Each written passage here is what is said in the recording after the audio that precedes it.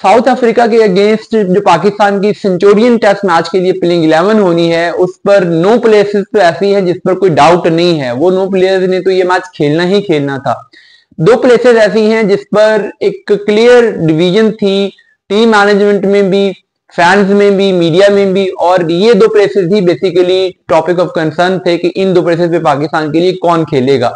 तो क्या डिसीजन हुआ है, कौन से दो लोग इन प्लेसेस पे खेल रहे हैं, ये मैं आपसे न्यूज शेयर करता हूं। देखिए, अभी पाकिस्तान और साउथ अफ्रीका के सेंचुरियन टेस्ट मैच के लिए जो पिच बताई जा रही है, इसके बारे में ये खबरें हैं कि ये बहुत ही डिफरेंट पिच है जो इससे पहले पिचेस होती रही हैं। यानी अब तक सेंचुरियन का जो टेस्ट मैचेस का ट्रैक रिकॉर्ड है, व्हाइट बॉल में तो वहां पे रन बनते रहे हैं, लेकिन रेड बॉल में वहां पे हमेशा ग्रीन पिच बनती थी, गेंद सीम होती थी। हमने देखा कि साउथ अफ्रीका के सीम बॉलर्स ने इससे पहले वहां पे बहुत आउट किए हैं, और इवन के जो टूरिंग साइड थी उनके भी मीडियम पेसर्स वहां पे खासे कामयाब रहे हैं।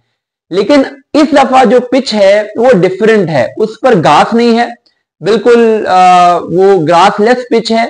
और उसके बारे में बताया जा रहा है कि चूंकि थोड़ा मौसम भी वहां पे गर्म है, गर्मी है, तो पहले तो घास है नहीं, फिर गर्मी है, जिसकी वजह से पिच हार्ड है।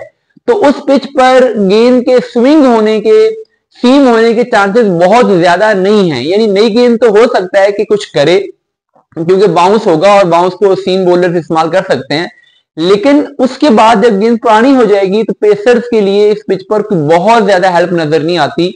और उस कॉन्टेक्स्ट में ये भी है कि स्पिनर्स के लिए भी इस पर कोई बहुत ज्यादा हेल्प नजर नहीं आती। और जैसे एक नॉर्मली ये होता है कि यहाँ पर जो हमारी एशिया की मिट्टी होती है, इसमें जब गर्मी पड़ती है तो इसमें टूट फूट होना शुरू हो जाती है, तो साउथ अफ्रीका की मिट्टी में टूट फूट का चांस भी कम होता है। तो अब ये एक बड़ी ट्रिकी सिचुएशन थी पाकिस्तान टीम मैनेजमेंट के लिए कि क्या किया जाए।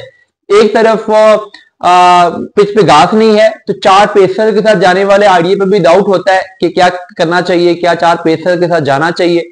और एक तरफ स्पिनर्स के लिए भी उस तरीके से कोई क्रैक्स नहीं है, उस तरीके से कोई वियर एंड टियर नहीं है कि हम इसमें एक स्पिनर ऐड कर लें। तो जो कल सऊद शकील ने प्रेस कॉन्फ्रेंस की उसको से भी, और आज जो खबरें आ रही हैं उसके मुताबिक भी, ESPN के इन्फो ने जो रिपोर्ट किया उसके मुताबिक भी, अभी तक नजर यही आ रहा है कि पाकिस्तान चार पेसर्स वाली स्ट्रेटजी पे ही जा रहा है, पाकिस्तान स्पिनर को ऐड नहीं कर रहा। और बावजूद इसके कि इस पिच पे पेसर्स के लिए भी कोई बहुत ज्यादा हेल्प नहीं होगी, हम इस पर 200 रन 250 रन नहीं देखेंगे, ये अच्छा खासा हाई स्कोरिंग मैच होगा, 400 380 420 यहां तक रन बनेंगे। तो पाकिस्तानी बैट्समैनों का भी इम्तिहान होगा कि वो इन कंडीशंस पे स्कोर करें, क्योंकि अगर वो यहां पर स्कोर नहीं करते तो फिर सारा मलबा बॉलर्स पे नहीं गिरा सकते कि जी देखो जी हमने तो 250 कर लिया था, बॉलर्स डिफेंड करते, क्योंकि ये 250 वाली पिच नहीं है, ये ठीक ठाक बैटिंग पिच है। तो यहां पर पाकिस्तान के बैट्समैनों को रिस्पॉन्सिबिलिटी लेनी पड़ेगी। अब बैटिंग में अगर देखें तो प्रॉब्लम पाकिस्तान के लिए जस्ट एक ही स्लॉट पे बेसिक प्रॉब्लम आ रहा है, बाकी प्ले तो कंफर्म है। यानी अब साइम अयूब हैं, ठीक है, वो टेस्ट मैचेस में अभी तक उन्होंने इतना परफॉर्म नहीं किया हुआ, लेकिन टेस्ट मैचेस में वो कुछ ना कुछ रन करते रहे हैं। इंग्लैंड के खिलाफ जो लास्ट सीरीज हुई थी उसके भी दूसरे मुल्तान टेस्ट में उन्होंने बहुत अच्छी बैटिंग की थी, जो उन्होंने 80 प्लस किया था। बांग्लादेश के अगेंस्ट भी उन्होंने 250 स्कोर की थी।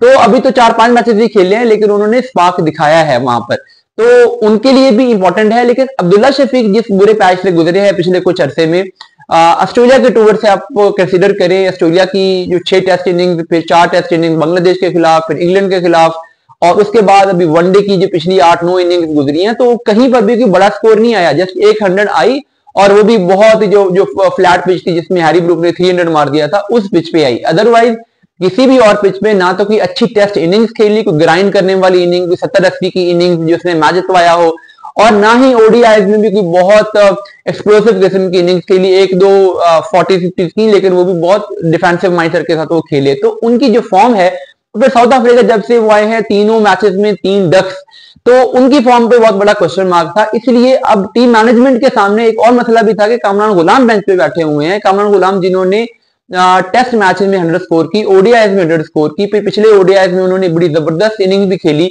50 प्लस की। तो उस बंदे को जो कि इन फॉर्म है, जो स्कोर कर रहा है, उसको कैसे बाहर उठाया जाए, और अब्दुल्ला शफीक जो कि आउट ऑफ फॉर्म है उन्हें कैसे खिलाया जाए। तो अब फिर फाइनली डिसीजन ये किया गया कि शान मसूद को कहा जाए कि आप ओपनिंग कर ले और अब्दुल्ला शफीक को ड्रॉप कर दिया जाए, और मिडिल ऑर्डर में कामरान गुलाम और बाबर आजम दोनों ही खेल लें, और साथ में ओबियसली फिर रिजवान आ जाएंगे, सऊद शकील आ जाएंगे और सलमान अली आगा आ जाएंगे। तो ये पाकिस्तान का बैटिंग ऑर्डर अब कंफर्म होता नजर आ रहा है।